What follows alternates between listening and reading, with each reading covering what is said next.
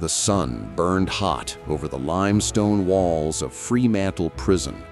6 Irish convicts labored under chains, their hands raw and their backs aching.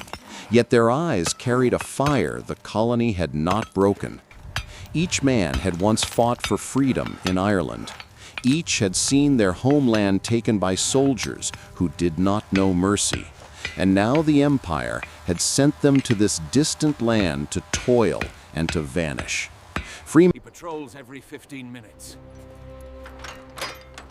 And the keys are heavy. We need a distraction. Fremantle was meant to erase them, to turn living men into numbers. Yet the chains only reminded them of what they had lost and what they still could reclaim. The guards laughed at their weakness, yet in the shadows the convicts whispered plans that no one could hear. The air smelled of iron, sweat, and salt from the ocean. Yet beneath it all, Get this to the leader. I understand.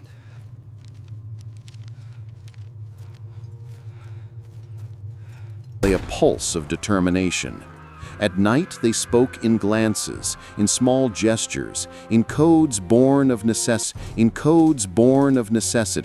their minds sharpening as much as their bodies. Escape was impossible, yet impossible had never stopped Irishmen before.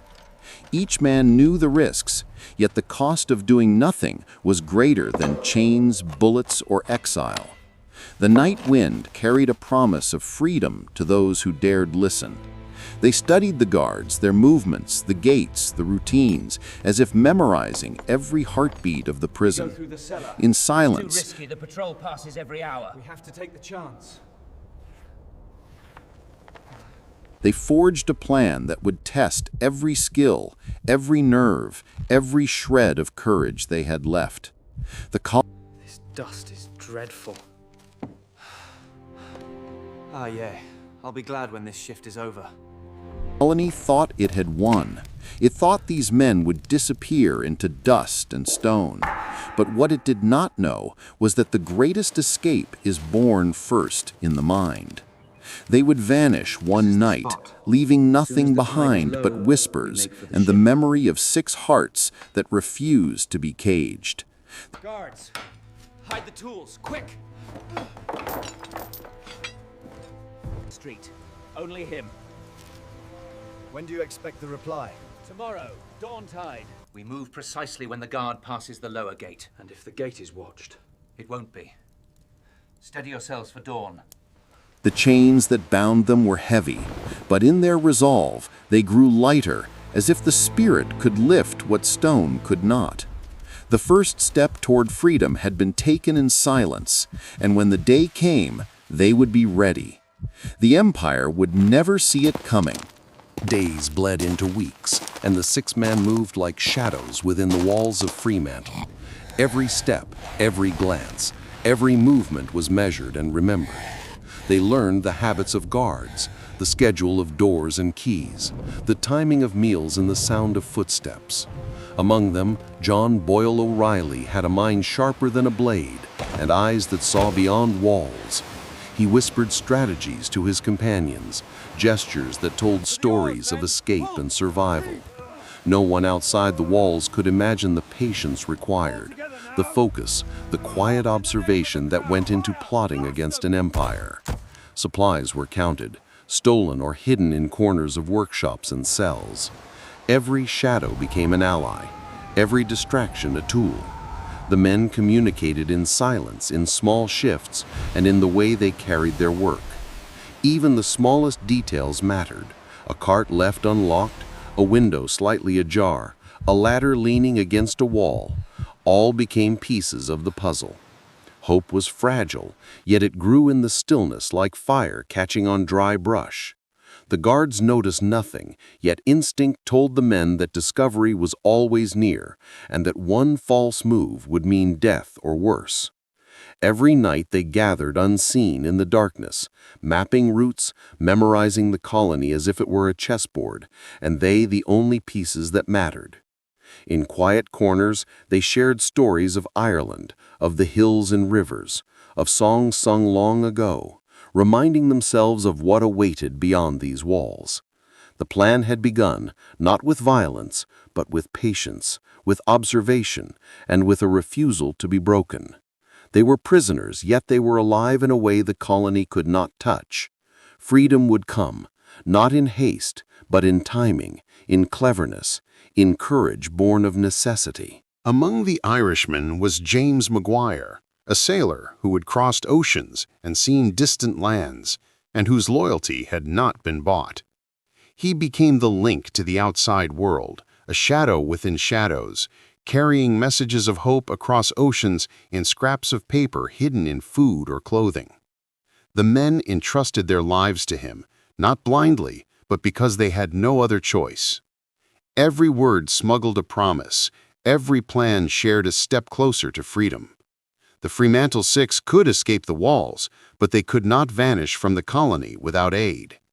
Maguire had his own reasons, his own debts to pay, yet he too believed in the impossible. Together, they mapped the route to a hidden cove where a ship waited, a vessel disguised as a whaler, ready to take them across waters few dared to navigate. The days were filled with tension. Each mistake could betray them. Each movement could be their last. They watched the guards, studied patrols, and prepared themselves mentally for a night that could change everything. When one night fell darker than all others, the whispers became action, the plan set into motion, and every heartbeat became a drumbeat of destiny. The men moved like phantoms, unseen, unheard, across stone and sand, toward the gate that had kept them for years. The ocean waited, silent and indifferent, yet full of promise. The colony believed it held them prisoner, but it did not know that freedom is not taken by walls, but by will.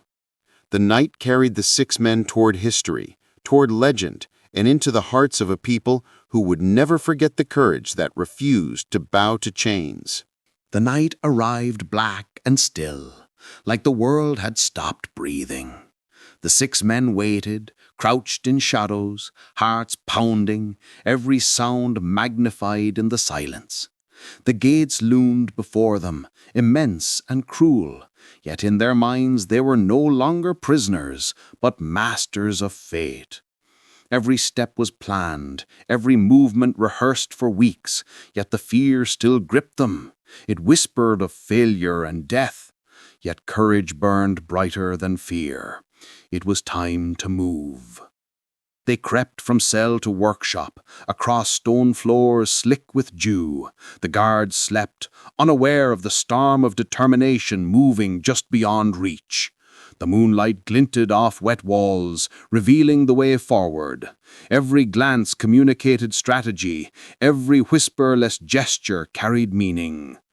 The first gate swung open beneath their hands, silently, as if the prison itself had agreed to release them. The wind carried the scent of salt and freedom as they ran across the yard, shadows among shadows. The alarm had not yet sounded, but time seemed to stretch, every heartbeat long and heavy. The walls that had seemed insurmountable only hours ago now felt smaller than the courage in their chests. Each man carried not only his own life, but the hopes of those they had left behind in Ireland. Their steps were silent, but their spirits shouted across oceans that chains cannot hold a heart that refuses to be broken. They reached the outer wall, the guards unaware, the ocean waiting beyond the cliffs, calling them home. Every muscle screamed fatigue, yet every nerve burned with the promise of liberty.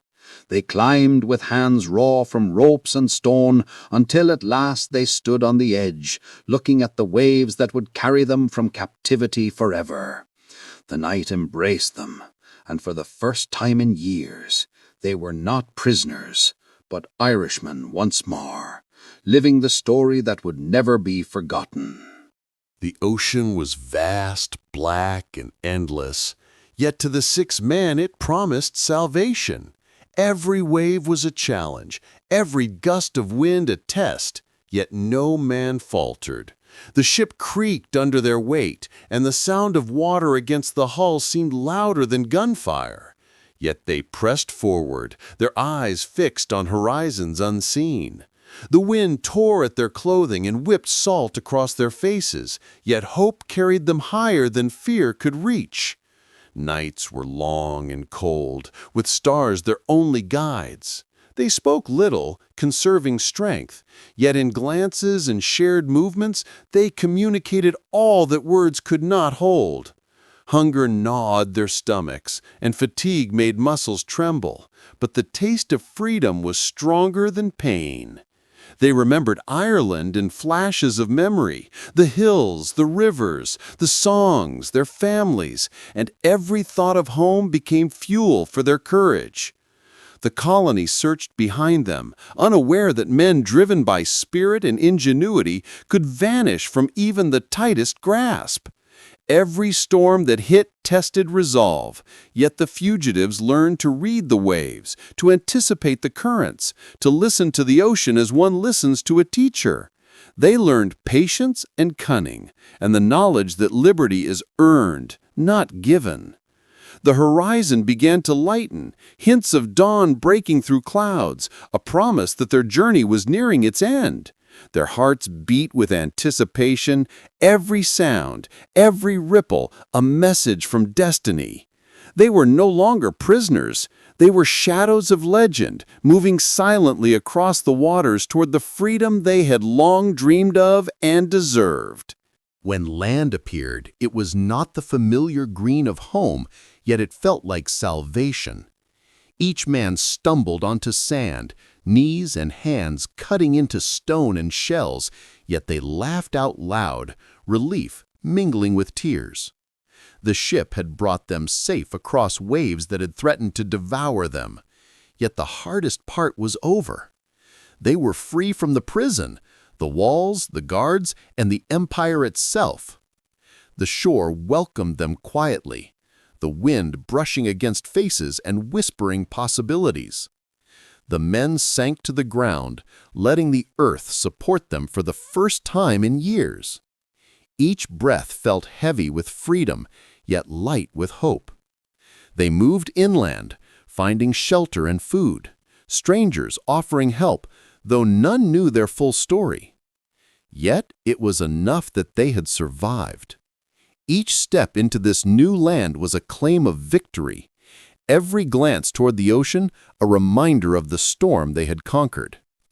Together they shared quiet words, memories of Ireland, stories of past struggles, and laughter that had not been heard for years.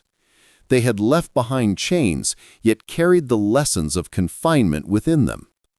Every man felt the weight of what they had done, the courage it required, the risks they had taken, and the triumph of succeeding against odds no one would believe if told.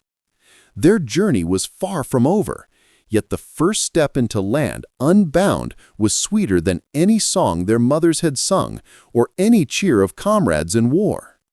They had survived the prison, the night, the ocean, and themselves, and in that survival they became legend, shadows of courage moving across history in silence. The colony had woken to chaos. Soldiers poured into streets shouting orders, pounding doors and questioning every shadow. The Fremantle Six had vanished, and the authorities felt the sting of humiliation. The governor demanded capture at any cost. Posters appeared with sketches, rewards promised for information. Every town whispered about the audacious escape. The men moved quietly in their new refuge, hidden in forests and along rocky coastlines. Every day was a careful dance of survival. They watched patrols, calculated routes, and avoided villages, yet left small signs to mislead their pursuers. They were hunted shadows, moving through a world that did not forgive mistakes. Hunger clawed at their bellies, fatigue slowed their limbs, yet spirit and ingenuity kept them alive. O'Reilly and Maguire led their companions, reading the land like a book, tides, winds, and stars guiding their decisions. Every night, the men gathered, sharing news of patrols and rumors of capture. They celebrated small victories, like a stream crossed without detection, or a guard misled by a false trail. Each success built confidence, each misstep brought lessons. The colony underestimated them every day, believing hunger, fear, and isolation would crush resolve. Yet the opposite happened. Every man grew sharper, more careful, more relentless in pursuit of freedom. The wind carried whispers from towns to forests, rumors of escapees who vanished into nothing, creating fear in hearts that thought themselves safe. Every step forward was a declaration. Ireland still lived, and its sons were not to be forgotten. Every sunrise reminded them that the world was vast and that even an empire could not cage courage for long. The hunt raged, yet the hunters were always behind, and the hunted always ahead. Weeks passed as the men followed coastlines and rivers, learning the rhythm of the land. The ship they hoped to find was still distant, yet every sighting of sailors or distant masts filled them with cautious hope. Nights were long and filled with stars guiding their path. The ocean beyond promised escape, yet the journey remained perilous. Each decision carried weight, each hesitation risked discovery. They slept in caves or under trees, hiding from passing eyes. Every moment was a battle of endurance and faith in themselves.